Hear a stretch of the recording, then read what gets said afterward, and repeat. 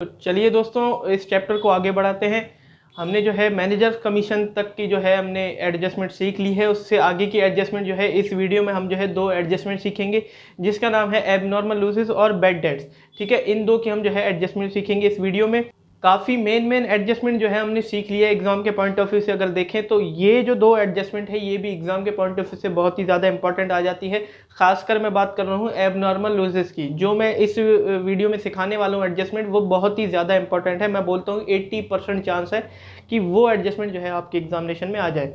ठीक है, 3 केस से इसके जो है क्वेश्चन बनते हैं। सबसे पहले मैं वो 3 केस डिस्कस करूंगा आपके साथ, फिर हम जो है इलस्ट्रेशन की ओर बढ़ेंगे। और इलस्ट्रेशन में जो है आपकी ये एबनॉर्मल लूज और बैड डेट्स तो बहुत ही आसान है। एबनॉर्मल लूज में थोड़ा जो है कंफ्यूजन आ जाती है, क्योंकि उसमें 3 केस में हमारा जो है क्वेश्चन पूछता है। तो वो 3 केस सबसे पहले हम डिस्कस करेंगे। तो अगर आपको इस कंटेंट में इंटरेस्ट हो तो प्लीज़ मेरे चैनल को जरूर से जरूर सब्सक्राइब करें, मेरे वीडियो को लाइक करें, शेयर करें अपने फ्रेंड्स के साथ, मेरे चैनल को शेयर करें अपने रिलेटिव्स फ्रेंड्स के साथ। तो चलिए आइए बिना टाइम वेस्ट किए इस वीडियो को शुरू करते हैं।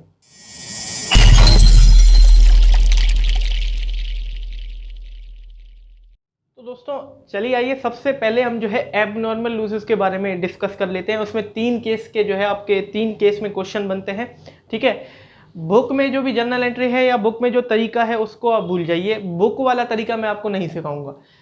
हमारा जो मैंने जो तरीका सीखा है अपने टीचर से, वो तरीका मैं जो है आपको सिखाऊंगा। और सबसे ईजीएस्ट तरीका वो है जो है इस एबनॉर्मल लूज के एडजस्टमेंट को करने का है। ठीक है, सबसे, और मैं बोलूँ जो आपकी बुक में गिवन है, जो आपकी बुक में दिया हुआ है, वो बहुत ज़्यादा कॉम्प्लिकेटेड हो जाता है।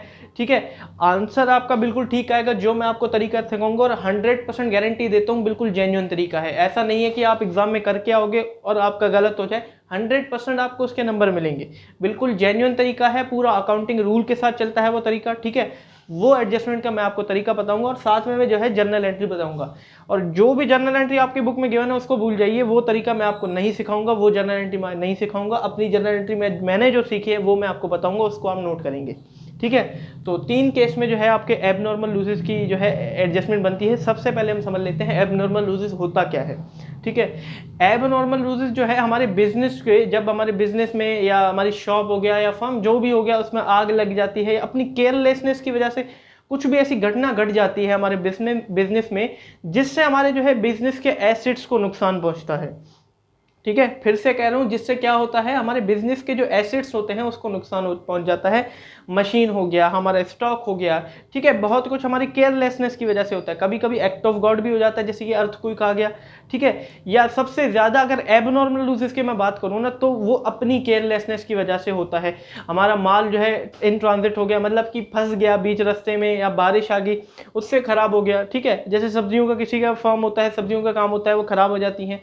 तो इस वजह से हमारे जो है स्टॉक, या मैं बोलूँ कि बिजनेस के जो फिक्स एसेट्स हैं उसको जो है डिस्ट्रॉय हो जाते हैं, वो खराब हो जाते हैं, और इससे हमारे बिजनेस को जो है बहुत बड़ा लॉस होता है।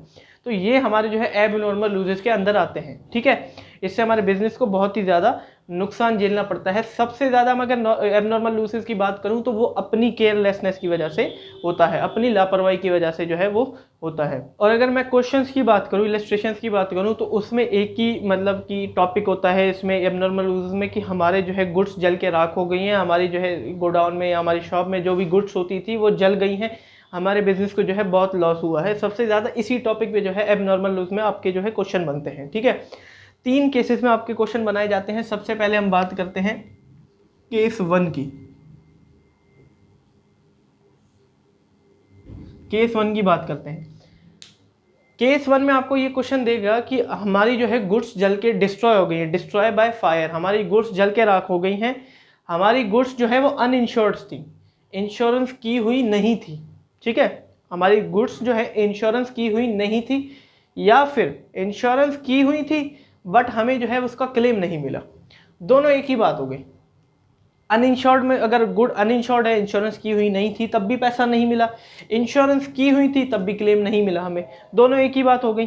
ठीक है, तो केस 1 में तो या तो ये बोलेगा गुड्स वेयर अनइंश्योर्ड, ठीक है, या इंश्योरेंस क्लेम डजंट पास, या कुछ भी बोल देगा कि इंश्योरेंस क्लेम हमें जो है मिला नहीं। तो आप क्या ट्रीटमेंट करेंगे? देखिए, सबसे पहले आपको ट्रायल बैलेंस में, आपको ट्रायल बैलेंस आपको आता होगा, डेबिट बैलेंस में एक परचेज गिवन होता है, परचेज डेबिट बैलेंस होता है। परचेज मान लीजिए आपको 10,000 परचेज गिवन था, ये हमारा ट्रेडिंग एंड पीएनएल होगा, ये बैलेंस शीट होगी, आप मान लीजिए। ठीक है, तो यहाँ पे जो है परचेज की एंट्री करेंगे हम, टू परचेजेस, ठीक है। 30,000 मान लीजिए हमें गिवन था, 30,000 की परचेज गिवन थी और 40,000 की सेल्स गिवन थी। बाय सेल्स करके हमने दोनों की एंट्री कर रखी थी यहाँ पे, ठीक है, 40,000। अब एडजस्टमेंट में हमें गिवन था कि हमारी जो है गुड्स डिस्ट्रॉय हो गई फायर से, और गुड्स जो है वो अनइंश्योर्ड थी और हमें क्लेम भी नहीं मिला। तो दोनों की फिर क्या अकाउंटिंग ट्रीटमेंट होगी? देखिए, सबसे पहले आप सोचिए कि गुड्स हमारी जो है डिस्ट्रॉय हो गई आग की वजह से, तो सबसे पहले हम जर्नल एंट्री करेंगे। जर्नल एंट्री होगी क्या? देखिए, मैंने जर्नल एंट्री सिखाते वक्त आपको बताया था कि जो इवेंट हमारे साथ हो रहा है, घट रहा है, उसी के नाम का हम अकाउंट बना के उसको रिकॉर्ड करेंगे। हमारी गुड्स जल के राख हो रही हैं, तो ये क्या हम लिख सकते हैं? Loss of goods by fire, ठीक है, ये हमने लिख दिया। हमारे साथ यही तो घटना घटी, loss of goods by fire. आप कुछ भी लिख सकते हो, एक्सीडेंटल लॉस ऑफ गुड्स, कुछ भी लिख सकते हो, ठीक है। अब ये जो है, ये अकाउंट हमारा किस नेचर में जा रहा है? लॉस के नेचर में जा रहा है। हमारे बिजनेस को इसकी वजह से लॉस हो रहा है। लॉस और खर्चे की सेम ट्रीटमेंट होती है, जनरल एंट्री हमने सीखी थी, एज एक्सपेंस इसको मान सकते हैं। और ये खर्चा हमारा बढ़ रहा है, डेबिट बैलेंस है, तो इसको हम डेबिट कर सकते हैं, ठीक है। हमारे बिजनेस को नुकसान हो गया, जर्नल एंट्री तो कर रहे हैं, तो loss of goods by fire account debit कर दिया मैंने। हमारा लॉस हो रहा है तो मैंने डेबिट इसको कर दिया, क्योंकि लॉस हमारे जो है बढ़ता है जब, तो हम डेबिट करते हैं, वो डेबिट बैलेंस का होता है। अब हमारी गुड्स जल गई। गुड्स कौन सी जल सकते हैं? गुड्स को हम सीधा रिकॉर्ड नहीं करते जर्नल एंट्री में, या तो हम परचेज लिखते हैं या तो हम सेल्स लिखते हैं। दो चीज़ों से हम जो है गुड्स को रिकॉर्ड करते हैं, सीधा गुड्स नहीं लिखते हम जर्नल एंट्री में, या तो इसको परचेज की गुड्स लिखते हैं या सेल्स वाली।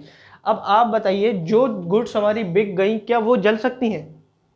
जो गुड्स हमारे गोडाउन में पड़ी होंगी या शॉप में पड़ी होंगी, वही तो जल सकती हैं। अब वो कौन सी गुड्स हुई? जो हम परचेज करके लाए थे, वो वाली गुड्स हुई, ठीक है। परचेज वाली गुड्स जलेंगी, ना कि सेल्स वाली, वो तो बिक गई। तो परचेज को या आप एसेट नेचर का मानो या आप एक्सपेंस नेचर का मानो, दोनों जो है घट रहे हैं। स्टॉक इसमें से जल गया, परचेज घट रहा है हमारा। परचेज जब घटता है तो क्रेडिट होता है, और स्टॉक नेचर का आप एसिड नेचर का आप मानो तो एसिड भी तो घट रहा है हमारा, स्टॉक जल गया, कम हो गया, तो क्रेडिट हो जाएगा। तो इसको लिख देगा टू परचेजेस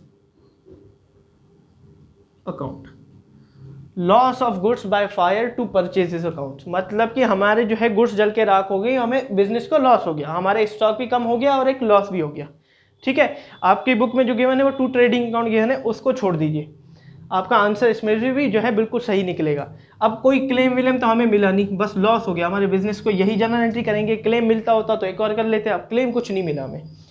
इफेक्ट क्या होंगे अकाउंटिंग ट्रीटमेंट? अब ये जर्नल एंट्री हमने कर ली, जर्नल एंट्री ही आपको बताएगी कि आप अपने जो है फाइनल अकाउंट्स में इसको कैसे इसकी ट्रीटमेंट करोगे।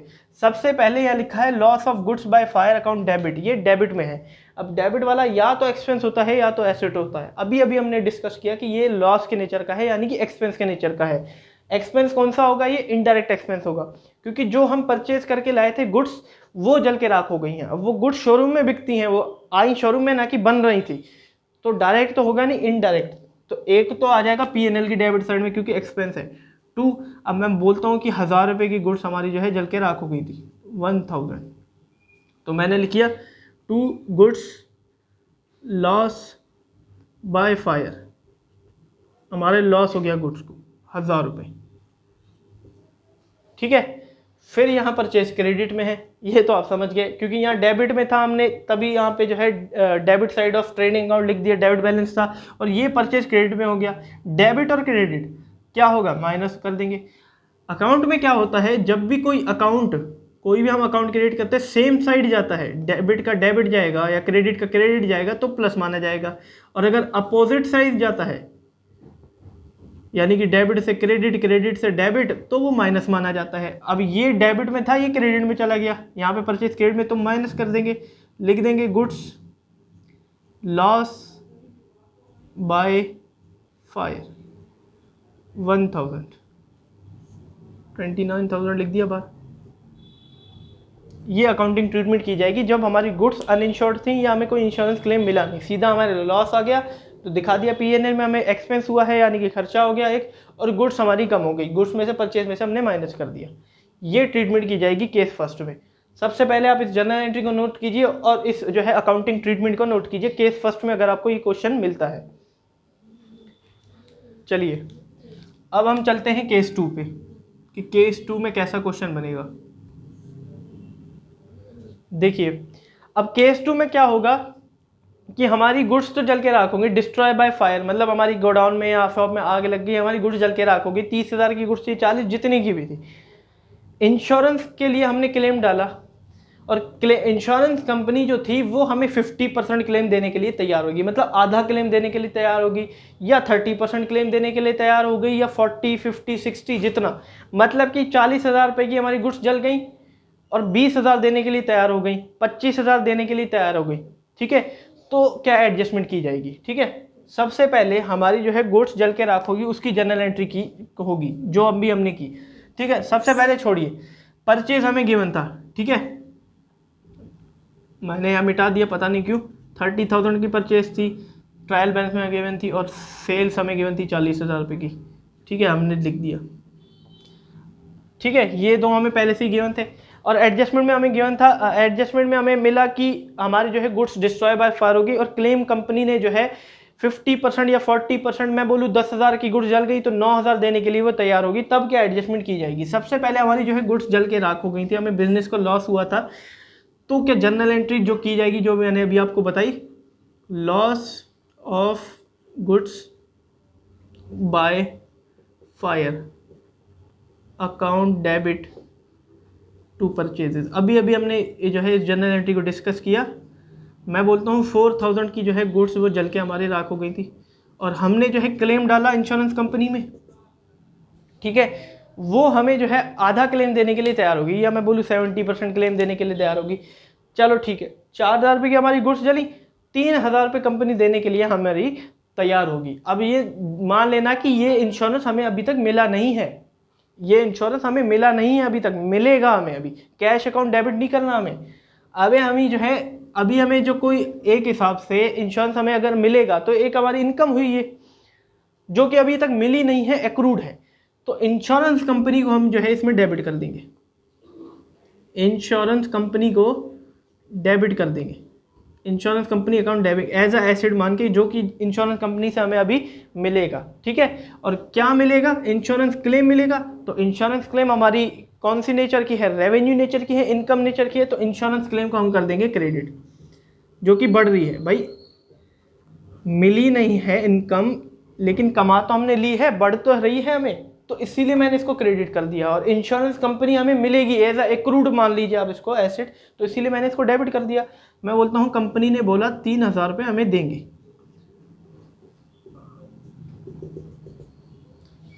एक तो हमारी गुड्स जल के राख हुई थी, हमने जर्नल एंट्री कर दी, और 3,000 रुपये का हमें जो है इंश्योरेंस कंपनी मान गई है, अभी तक मिला नहीं हमें, मान गई है कंपनी हमें देने के लिए। ठीक है, ड्यू है। अब इसकी क्या अकाउंटिंग ट्रीटमेंट की जाएगी अगर इस केस में आपका क्वेश्चन बनता है। देखिए सबसे पहले यहाँ पे loss of goods by fire है, सीधा सीधा जो मैंने आपको बताया वही आप लिख देंगे। टू लॉस ऑफ गुड्स, 1,000 रुपये का है ना, 1,000 रुपये लिख दीजिए। ठीक है, और जो परचेज था उस परचेज में से आप माइनस कर दीजिए, जैसे आपने पहले किया था वैसे ही सेम होगा। गुड्स लॉस बाय फायर 4,000 है ना, 4,000 ये आ गया 26,000, नेट अमाउंट निकल के आ गया 4 है। ठीक है, 4,000 की गुड्स गई, 3,000 जो है वो कंपनी देने के लिए तैयार होगी।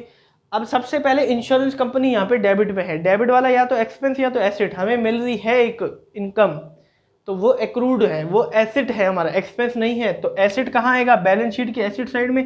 तो यहाँ लिख दो इंश्योरेंस क्लेम मिलने वाला है हमें, अभी तक मिला नहीं है, तो इसीलिए मैं लिख दूंगा ड्यू, इंश्योरेंस क्लेम ड्यू 3,000, वो मिलेगा हमें। और दूसरा यहाँ insurance claim as a income, credit में बैठी है, रेवेन्यू है, इनकम है, तो पीएनएल के कौन से साइड आनी चाहिए, क्रेडिट साइड आनी चाहिए। तो आप क्या कर सकते हो, टू इंश्योरेंस क्लेम करके क्रेडिट साइड में भी लिख सकते हो। ठीक है, ऐसे कर, सॉरी, बाय इंश्योरेंस क्लेम मिल रही है ना, क्रेडिट में है, रेवेन्यू है, तो 3,000 आप ऐसे करके लिख सकते हो। लेकिन सबसे बेस्ट तरीका क्या होगा, ये जो क्लेम है किसके अगेंस्ट मिल रहा है हमें, जो गुड्स हमारी जल के राख हो गई थी उसी के अगेंस्ट तो ये इनकम मिल रही है हमें, ये क्लेम मिल रहा है। और यही अगर इसी के ही लॉस के नेचर का हम इसको माने तो यहाँ पे क्रेडिट में हो रहा है ये, यहाँ लॉस डेबिट में है, यहाँ पे क्रेडिट में है, तो क्या मैं 4000 इसको अंदर लिख के माइनस कर दूं इंश्योरेंस क्लेम, इसके अगेंस्ट हमें जो है इंश्योरेंस क्लेम मिल गया 3000, सिर्फ 1000 का हमें लॉस हुआ। तो ये सबसे बढ़िया तरीका माना जाएगा ना। इससे तो अच्छा ये है, दिख रहा है साफ साफ कि हमें जो है 1000 रुपये का ही लॉस मिला, 3000 रुपये का हमें इंश्योरेंस मिल गया, ठीक है। और बिल्कुल अकाउंटिंग रूल के हिसाब से ही जा रहा है, ठीक है। क्योंकि यहाँ अगर लॉस के नेचर का इसको माने तो ये क्रेडिट हो रहा है, यहाँ पे लॉस डेबिट में था, ये क्रेडिट में चला गया तो माइनस हो जाएगा, ठीक है। अपोजिट साइड माइनस होगी, तो 1000 का हमें जो है लॉस मिला। अगर आपको ये केस गिवन हो कि हमारी जो है गुड्स इंश्योरेंस क्लेम हमें आधा मिला, 40% या 4000 पे 3000 का मिला, 10,000 पे हमें 6000 रुपये का मिला, तो क्या जो है एडजस्टमेंट की जाएगी, आप देख सकते हैं। सबसे पहले इसको नोट कर लीजिए आप। चलिए अब चलते हैं हम केस 3 पे। एक में तो गुड्स अनइंश्योर्ड थी या क्लेम नहीं मिला, एक में क्लेम तो मिला बट आधा मिला, परसेंट के हिसाब से मिला 70%, 80%। अब केस 3 में क्या लगता है आपको क्या होगा? अब भैया पूरा क्लेम मिल गया हमें, हमारी गुड्स जल के राख भी हो गई और पूरा क्लेम मिल गया, 1 रुपये का भी लॉस नहीं मिला, हमारी गुड्स इंश्योर्ड थी, पूरा क्लेम मिल गया। तब क्या ट्रीटमेंट की जाएगी? सबसे पहले हमारी जो है गुड्स जल के राख हो गई थी, हमें लॉस हुआ हमें बिजनेस को, तो वही जर्नल एंट्री होगी, loss of goods by fire account debit to purchases, ठीक है। दोनों केसेस में ये एंट्री थी।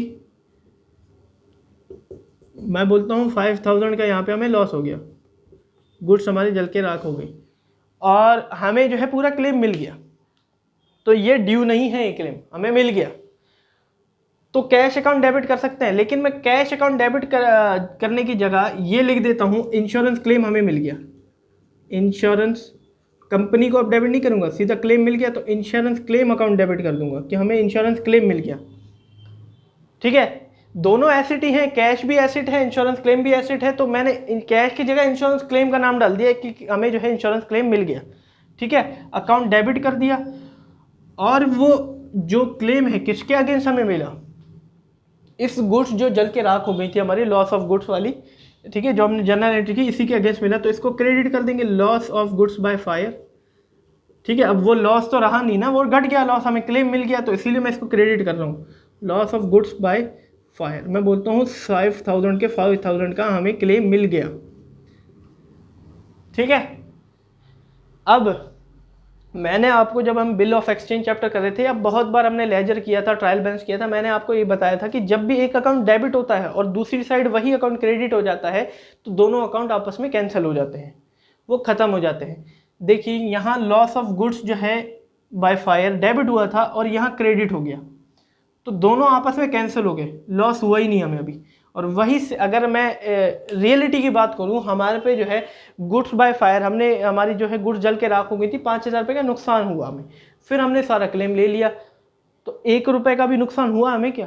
क्लेम सारा मिल गया, नुकसान हुआ ही नहीं, तो दोनों के दोनों लॉस आपस में जो है वो कैंसिल हो गए, एक डेबिट हो गया एक क्रेडिट हो गया, सेम अमाउंट से वो भी, तो दोनों आपस में कैंसिल हो गए। अब ये बचे ही नहीं, ये आपस में ही कैंसिल हो गए।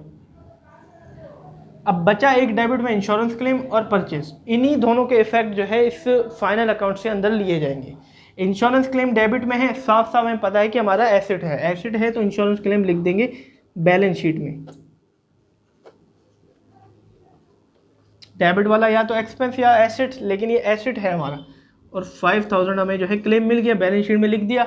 और दूसरा या 2 परचेजेस है, वही एज इट इज हम जो है इसमें से माइनस कर देंगे, स्टॉक घट गया हमारा, गुड्स लॉस बाय फायर, इसका 5000, 25,000 हमारा गया। भैया हमारी जो है गुड्स जल के राख हो गई थी, गुड्स में से माइनस कर दिया और उसी के बजाय हमें इंश्योरेंस क्लेम मिल गया, तो इंश्योरेंस क्लेम हमने डाल दिया यहाँ पे बैलेंस शीट में। हमें एसेट है हमारा, भाई कैश भी अगर बढ़ता तो यहीं तो आता, ना कि इन दोनों में आता। इसमें तो एक्सपेंस और इनकम्स आती हैं, कैश थोड़ी आता है, कैश भी यहीं आता, तो इंश्योरेंस क्लेम नाम डाल दिया मैंने, तो बैलेंस शीट में आ गया। 1 रुपये का भी हमें लॉस नहीं हुआ है, और इससे कोई आपका जो है नेट प्रॉफिट या ग्रॉस प्रॉफिट पे असर नहीं पड़ेगा, क्योंकि एक जगह माइनस एक जगह प्लस कर दिया हमने, ठीक है, बैलेंस शीट में हमें लिख दिया। तो जब भी आपको जो है फुल क्लेम मिलता है तो आपकी ये एडजस्टमेंट की जाती है, इसको सबसे पहले आप नोट कर लीजिए। चलिए दोस्तों, उम्मीद है आपने जो है वो 3 केस आप समझ गए होंगे कि क्या अकाउंटिंग ट्रीटमेंट जो है उन तीनों केस में से अगर कोई आपके पास क्वेश्चन बनता है एग्जामिनेशन में तो आप कैसे जो है अकाउंटिंग ट्रीटमेंट उसकी करेंगे। देखिए, जर्नल एंट्री एग्जाम में हमें नहीं करनी, हमें सिर्फ जो है उसकी ट्रीटमेंट करनी है। जर्नल एंट्री में आपको इसलिए बताता हूँ कि वही गाइड जो है आपको करती है कि कैसे आपको जो है ट्रीटमेंट करनी है। अगर आपको ट्रीटमेंट याद हो जाती है कि ऐसे ऐसे जो है मुझे इसकी ट्रीटमेंट करनी है तीनों केस में से, तो कोई दिक्कत नहीं है, आप वैसे भी कर सकते हो। बट जर्नल एंट्री करोगे तो वो आपको गाइड कर देगी एक अच्छे से कि कैसे हमें जो है ट्रीटमेंट करनी है। और रूल के हिसाब से देखें तो यहीं से ही हम जो है इफेक्ट लेते हैं अपने फाइनल अकाउंट्स में। तो इलस्ट्रेशन 7 की हेल्प से जो मैं आपको ये एडजस्टमेंट कराऊंगा 2 एबनॉर्मल लूज की और बेड डेट्स की। ठीक है, बेड डेट्स की बहुत ही आसान एडजस्टमेंट है, कोई दिक्कत नहीं आएगी।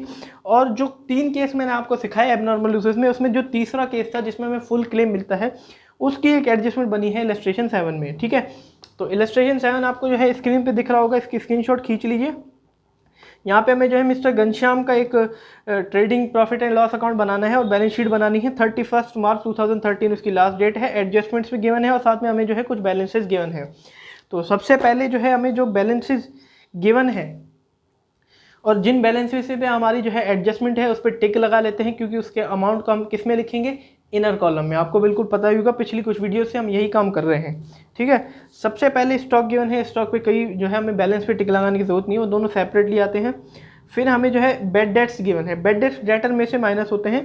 तो यहाँ पे आपको जो है फर्स्ट कॉलम में चौथी एंट्री दिख रही होगी, 4th एंट्री होगी, उस पर आप टिक लगा लीजिए, सन्ड्री डेटर्स। ठीक है, फिर हमें प्रोविजन फॉर डाउटफुल डेट, ये भी डेटर में से होगा, तो दूसरा टिक लगा लीजिए, इसको 2 लाइनें छोड़ देंगे हम। फिर हमें जो है डेप्रिसिएशन लगाना है फर्नीचर फिक्सचर पे, तो फर्नीचर फिक्सचर जो है 5th एंट्री है फर्स्ट कॉलम पे, इस पर टिक लगा लीजिए। फिर हमें प्लांट एंड मशीनरी, फिर सेकंड कॉलम की 3rd एंट्री है प्लांट एंड मशीनरी, उसमें टिक लगा लीजिए। इंश्योरेंस प्रीपेड है, सेकंड कॉलम की 4th लास्ट एंट्री है इंश्योरेंस चार्जेस, उस पर टिक लगा लीजिए। फिर हमें जो है फायर स्टॉक, वो परचेज से होगी। ठीक है, तो परचेजेस पे जो है सेकंड कॉलम की 1st एंट्री है, उस पर टिक लगा लीजिए। ठीक है, तो सबसे पहले जो है हम बैलेंसेस को पुट करते हैं इसके अंदर, फिर हमने जो है एडजस्टमेंट करनी है। ठीक है, तो मुझे उम्मीद है कि आपको बैलेंसेस को पुट करना आता होगा। तो सबसे पहले मैं बैलेंसेस को पुट कर लेता हूं, फिर आपको सिखाता हूं एडजस्टमेंट। तो दोस्तों, मैंने सारे बैलेंसेस को जो है यहाँ पे पुट कर लिया है, मैं आपको बता देता हूँ। सबसे पहले हमें गिवन था ट्रेड एक्सपेंस, इनडायरेक्ट एक्सपेंस था पीएनएल की डेबिट साइड में, freight and duty direct expense था तो ट्रेडिंग अकाउंट की डेबिट साइड में। फिर हमें गिवन था carriage outward, carriage on sales होता है जो कि इनडायरेक्ट एक्सपेंस होता है, तो मैंने डेबिट साइड ऑफ पीएनएल डाल दिया, ये रहा कैरेज आउटवर्ड। ठीक है, फिर हमने सन्ड्री डेटर एसेट है तो इसलिए मैंने बाहर लिख दिया क्योंकि 2 एडजस्टमेंट है इस पर हमारे। फिर फर्नीचर एंड फिक्सचर एसेट है, इसको भी बाहर लिख दिया, 2 इस पर एक एडजस्टमेंट है। रिटर्न इनवर्ड हमारी जो है सेल्स रिटर्न होता है, तो सेल्स में से मैंने रिटर्न माइनस कर दिया। फिर हमारा जो है प्रिंटिंग स्टेशनरी ये रहा, इनडायरेक्ट एक्सपेंस है तो मैंने यहाँ पे डाल दिया। फिर हमें गिवन था रेंट रेट्स एंड टैक्सेस, तो ये रहा rent rates and taxes, indirect expense है तो पीएनएल की डेबिट साइड में डाल दिया मैंने। सन्ड्री क्रेडिटर लायबिलिटी है तो liability side of balance sheet मैंने सन्ड्री क्रेडिटर्स को डाल दिया। सेल्स हमारी जो है डायरेक्ट इनकम है, तो डायरेक्ट इनकम है तो मैंने ट्रेडिंग अकाउंट की क्रेडिट साइड में सेल्स डाल दिया। रिटर्न गिवन था वो मैंने माइनस कर दिया। फिर हमें जो है रिटर्न आउटवर्ड गिवन है जो कि परचेज रिटर्न है, तो मैंने परचेज में से माइनस कर दिया और उसको भी इनर कॉलम में लिखा, क्योंकि हमारी एक और एडजस्टमेंट थी गुड्स वाली, तो वो करेंगे तब हम जो है इसको आउटर कॉलम में नेट अमाउंट निकाल के करेंगे। पोस्टेज एंड टेलीग्राफ, ये रहा हमारा इनडायरेक्ट एक्सपेंस है तो पीएनएल की डेबिट साइड में कर दिया। परचेज हमारी जो है डायरेक्ट एक्सपेंस है एक हिसाब से, तो उसको मैंने जो है ट्रेडिंग अकाउंट की डेबिट साइड में डाल दिया। स्टॉक ओपनिंग स्टॉक ट्रेडिंग की डेबिट साइड में आता है। फिर हमें गिवन था प्लांट एंड मशीनरी जो कि 1 अप्रैल 2012 को खरीदा था 2 लाख का, तो मैंने एसेट साइड में डाल दिया। और एक और हमने जो है एडिशन खरीदा था 1 अक्टूबर 2012 को, तो मैंने प्लस एडिशनल करके 50,000 डाल दिया और दोनों को इनर कॉलम में लिखा गया क्योंकि इसमें से जो है डेप्रिसिएशन माइनस होना है। ड्राइंग्स कैपिटल में से माइनस होती है तो ड्राइंग्स मैंने कैपिटल में से माइनस कर दी। कैपिटल हमारी लायबिलिटी है तो कैपिटल भी मैंने लिख दी।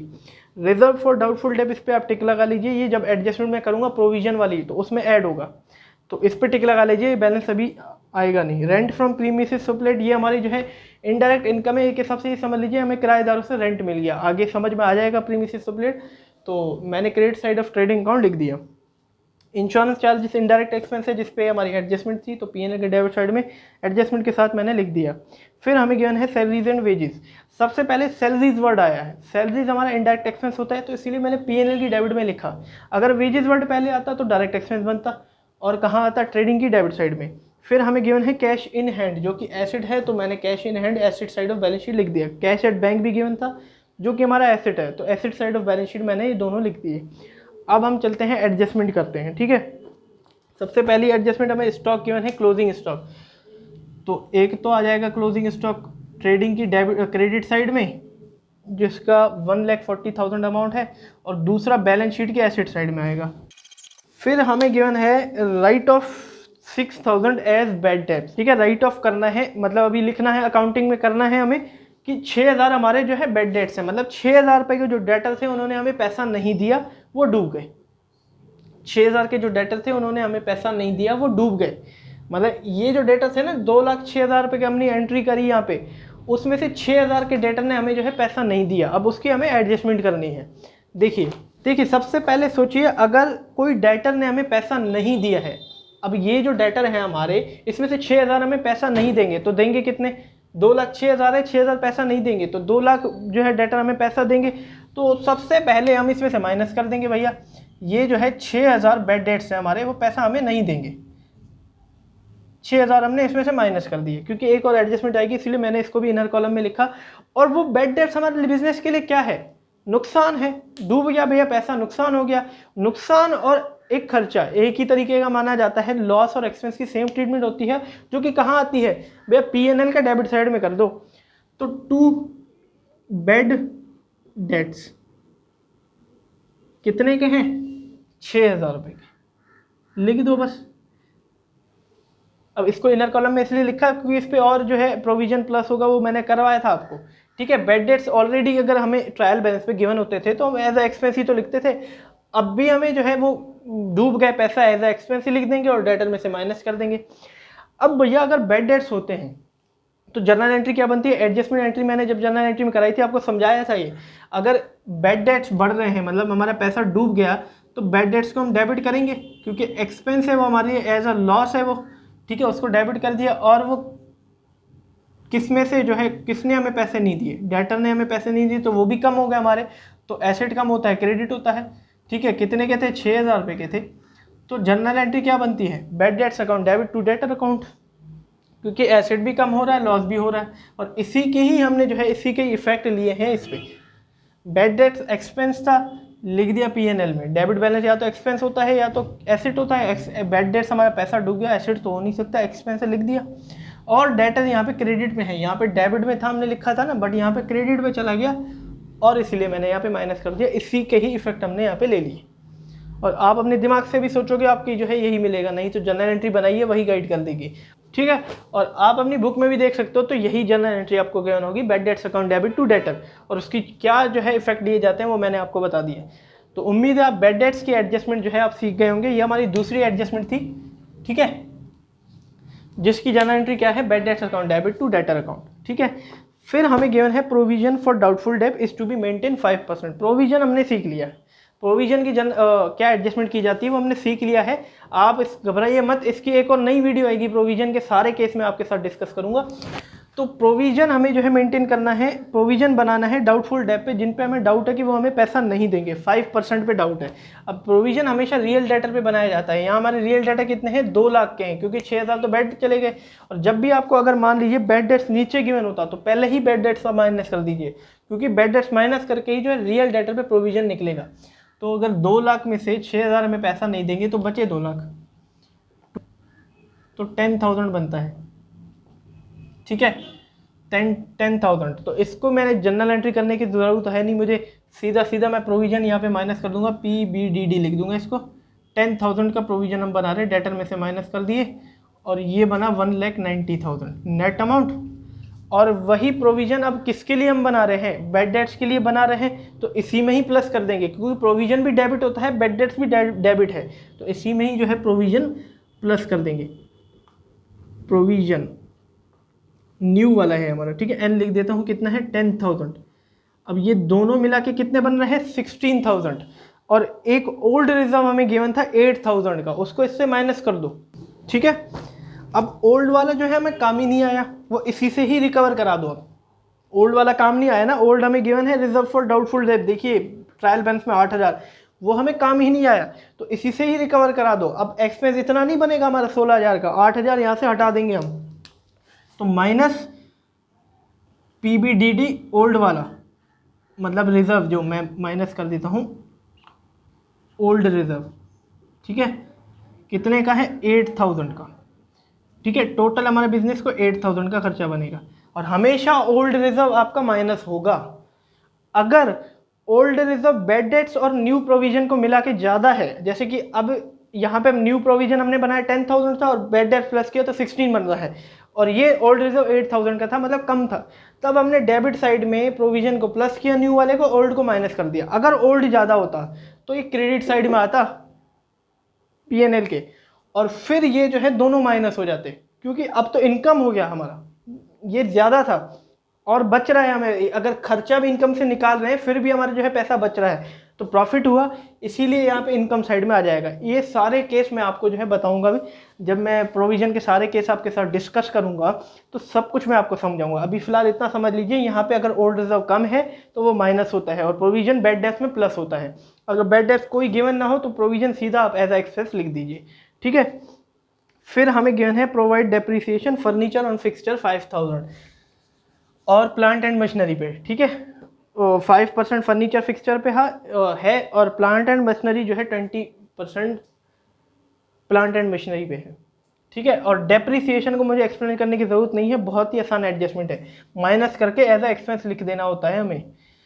सबसे पहले हम जो है फर्नीचर फिक्सचर पे निकाल लेते हैं। फर्नीचर फिक्सचर जो है 50,000 का है, और 50,000 पे हमें जो है 5% निकालना है, 5/100 कर देंगे, और अगर हम इसको करेंगे तो 2500 हमारा जो है आंसर निकल के आ जाएगा, ठीक है।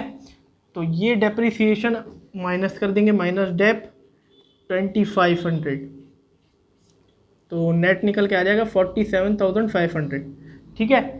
अभी मैं उसको भी लिखता हूँ, पहले मैं प्लांट एंड मशीनरी का 20% निकाल लूँ। सबसे पहले प्लांट एंड मशीनरी मैंने दो बार, एक प्लांट एंड मशीनरी 2 लाख की खरीदी थी हमने 1 अप्रैल को, ठीक है, 2012 को। 2 लाख वाली हमने कब खरीदी थी? 1 अप्रैल 2012 को। और एक और हमने खरीदी थी 50,000 रुपये की, ये हमने खरीदी थी 1 अप्रैल 2012 को, और दूसरी हमने खरीदी थी 1 अक्टूबर 2012 को। हमारी एंडिंग डेट क्या है, हम कब बना रहे हैं? 31 मार्च को, और जो हमने 1 अप्रैल को खरीदी थी और 31 मार्च तक अगर डेट देखें तो 1 ईयर कंप्लीट होता है, तो इस पे तो सीधा सीधा 20% निकाला जाएगा पूरे साल का, और जिसका आंसर आएगा 40,000। और इसका अगर हम देखें, ये 1 अक्टूबर है और मार्च 31 2013 तक कितनी बनती है, कितने महीने बनते हैं? अक्टूबर, नवंबर, दिसंबर, जनवरी, फरवरी, मार्च, 6 महीने बनते हैं। तो इसका 20/100 करके इंटू 6, 6 महीने बनते हैं, और टोटल साल में कितने महीने होते हैं? 12, तो 6/12 कर देंगे, और जिसको हम करेंगे यहाँ पे 20, 5, 10 का 6, 5,000 रुपये हमारे जो है ये बन जाएगा। तो टोटल डेप मिला के कितना बना?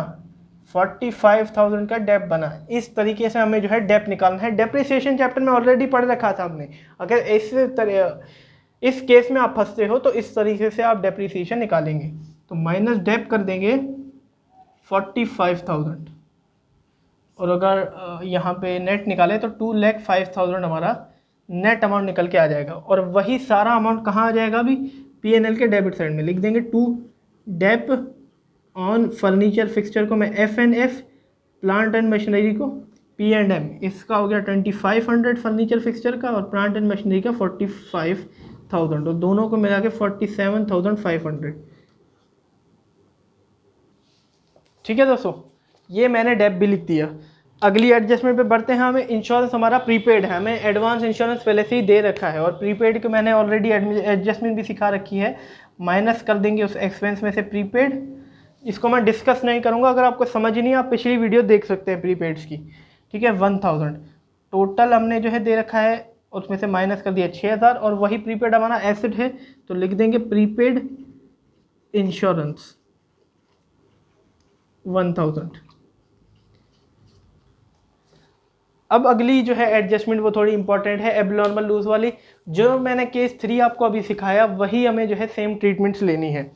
सबसे पहले लिखा हुआ है कि a fire occur in the godown, हमारे गोडाउन में जो है आग लग गई, and stock of the value of 50,000 was destroy, जो स्टॉक था उसकी वैल्यू थी 50,000 वो जल गया, वो ख़राब हो गया, डिस्ट्रॉय हो गया। इट वॉज इंश्योर्ड, वो इंश्योरेंस किया हुआ था।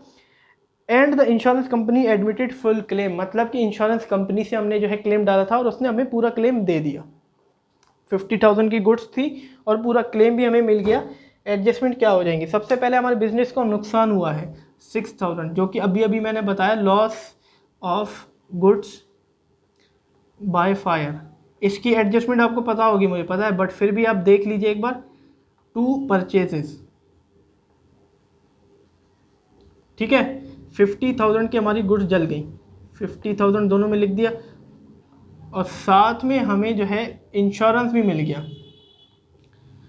तो जर्नल एंट्री क्या होगी, insurance claim account debit to loss of goods by fire account, 50,000 का हमें क्लेम भी मिल गया।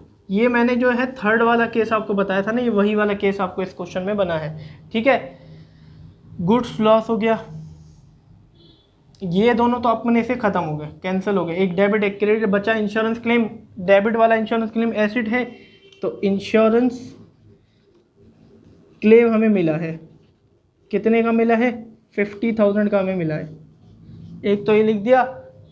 और दूसरा परचेज क्रेडिट में है, यहाँ पे डेबिट में थी तभी हमने डाली, और डेबिट से क्रेडिट अपोजिट साइड जा रहा है तो माइनस होगा। Goods loss by fire, GLBF लिख दिया मैंने, ठीक है। 50,000 नेट अगर निकालना चाहें इसका, 8,20,000 में 10 गए तो 8,10,000, 50 गए तो 7,60,000, 7,60,000 हमारा नेट निकल के आ गया। तो ये एडजस्टमेंट की जाती है जब हमें जो है पूरा क्लेम मिल जाता है, एक तो इसमें से माइनस कर दिया और दूसरा इंश्योरेंस क्लेम में लिख दिया। अब आपकी बुक में अलग चक्कर होगा, वहाँ पे क्रेडिट में लिखा होगा, बट आप देख लेना आंसर आपका ग्रॉस प्रॉफिट नेट प्रॉफिट सब मैच हो जाएगा। बिल्कुल जेन्युइन तरीका है ये भी लिखने का, ठीक है दोस्तों। चलिए अब कैलकुलेशन एक बार कर लेते हैं, फिर इस क्वेश्चन को ख़त्म करते हैं। तो सबसे पहले जो है credit side of trading account मुझे बड़ा लग रहा है, उसको कर लेते हैं एक बार। तो ये बन रहा है 13,20,000, दोनों साइड लिख देंगे बड़े अमाउंट 13,20,000। अब बैलेंसिंग फिगर निकालेंगे जिससे हमारा ग्रॉस प्रॉफिट निकल जाएगा। अब डेबिट साइड में जो है इससे माइनस कर देता हूँ, तो 3,90,000 मेरा जो है ग्रॉस प्रॉफिट निकल रहा है, 3,90,000। आप देख सकते हैं आपकी बुक में जो है ग्रॉस प्रॉफिट यही आ रहा होगा। देखिए मैंने यहाँ से माइनस किया, चाहे मैं क्रेडिट में लिखूँ आंसर मेरा सेम आएगा। आपको मेरा वाला तरीका अगर बढ़िया लग रहा है तो वही करिए, नहीं तो आप बुक वाला तरीका भी कर सकते हैं, ठीक है। और वही ग्रॉस प्रॉफिट को मैं ट्रांसफ़र कर दूंगा PNL में, BD बना के, सॉरी यहाँ CD होगा ना, 3,90,000। और तब भी मुझे जो है क्रेडिट साइड बड़ा लग रहा है तो मैं इसी को ही ऐड कर लेता हूँ। 4,06,000 जो है आ रहा है यहाँ पे, 4,06,000, और सारी मैं जो है डेबिट साइड माइनस कर दूँ PNL की, तो मेरा जो है नेट प्रॉफिट निकल के आ जाएगा। तो नेट प्रॉफिट निकल के आ रहा है, टू नेट प्रॉफिट जो कि बैलेंसिंग फिगर से निकल के आ रहा है, वो आ रहा है 60,500, ठीक है, 60,500 और प्लस नेट प्रॉफिट कर देते हैं यहाँ पे 60,500, 8,05,000, ठीक है। और लायबिलिटी साइड को पहले जो है क्लियर कर लेते हैं, ठीक है। इसका पूरा आ गया 8,05,000, लायबिलिटी साइड को क्लियर कर लेते हैं तो 9,05,000 हो जाएगा। अब एसेट साइड को जो है मैच कर लेते हैं, उसका अगर 9,05,000 आया तो इसका मतलब हमने एडजस्टमेंट बिल्कुल सही की है। इसका भी हमारा जो है 9,05,000 आ रहा है। तो दोस्तों इसका मतलब हमने जो है बैलेंस शीट को मैच कर लिया है, इसका मतलब हमने एडजस्टमेंट और बैलेंसेस को बिल्कुल सही पुट किया है। तो इस तरीके से आप जो है एबनॉर्मल लूजेस की 3 केस और प्लस बेड डेट्स की जो है आप एडजस्टमेंट कर सकते हो। तो सबसे पहले इसको नोट कर लीजिए आप, क्योंकि इसमें हमने जो है नया तरीका सीखा है रिटर्न का। परचेज में से हमने जो है माइनस कर दिया, इसका नया तरीका है एबनॉर्मल लूज का और नई जर्नल एंट्री है, उसको नोट कर लीजिए। तो दोस्तों इन एडजस्टमेंट्स में से हमने जो है जो भी एडजस्टमेंट की हुई है उस पर टिक लगा हुआ आपको मिलेगा। और साथ में आज हमने जो है 2 और एडजस्टमेंट कंप्लीट किए हैं जिसका नाम है एबनॉर्मल लूज और बेड डेट्स, ठीक है। ऐसे करते करते हम सारी जो है एडजस्टमेंट्स को कर लेंगे। जो भी एग्जाम के पॉइंट ऑफ व्यू से मेंस है वो हमने 80% कंप्लीट कर दी है। अब 2 हमारा रह रहा है goods distributed as free sample, और ड्राइंग ऑफ गुड्स हमारा जो है रह रहा है, जो एग्जाम में आने की चांसेस हैं। बाकी जो है वो इतनी ज़्यादा चांसेस नहीं है कि एग्ज़ाम में आ जाए, बट वो बहुत ईजी है। जैसे कि interest on drawing, interest on capital, वो भी मैं आपको सिखाऊंगा, आप चिंता मत करिए। वो बहुत ही ज़्यादा आसान है, मुझे नहीं लगता कि वो एग्ज़ाम में आए। तो जिन जिन की चांसेस है वो हमने 80% कंप्लीट कर लिया है। इससे अगली जो वीडियो आएगी उस पर हमने जो है 100% एग्जाम के पॉइंट ऑफ व्यू से जो भी हमें एडजस्टमेंट सीखनी थी वो हमने जो है कंप्लीट कर लेनी है अगली वीडियो में। उससे अगली जो वीडियो आएगी उसमें जो है मैं आपको प्रोविजन फॉर डाउटफुल डेब्ट्स के सारे केसेस बताऊंगा कि किन किन केसेस जो है आपके एडजस्टमेंट्स बनती है, आप समझ सकें उस केसेस को, ठीक है। तो धन्यवाद दोस्तों मेरी वीडियो के एंड तक देखने के लिए। आज की वीडियो में हमने जो है एबनॉर्मल लूज और बेड डेट्स की जो है एडजस्टमेंट नहीं खत्म कर दी है। अगली वीडियोस भी आएंगी एडजस्टमेंट पे, तो ऐसे ही मेरे चैनल को देखते रहिए, अपने फ्रेंड्स और रिलेटिव्स के साथ शेयर करें अगर मेरा कंटेंट आपको अच्छा लगता है। तो आप भी अच्छे रहिए, हैप्पी रहिए, चलते हैं हम भी। Have a nice day.